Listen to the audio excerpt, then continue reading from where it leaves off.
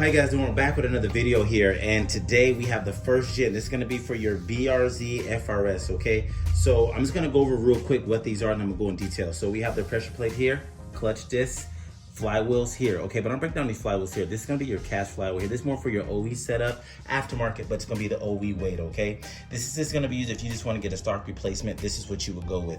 Now, if you wanna go towards the performance area, which is the forged chromoly, this is the forged chromoly flywheel. This is gonna help with acceleration. People think it's gonna be horsepower. No, it's for acceleration, okay? This is what you use for performance, which in that case, you can go with the stage 2 or stage 3 disc with this particular setup, which is great.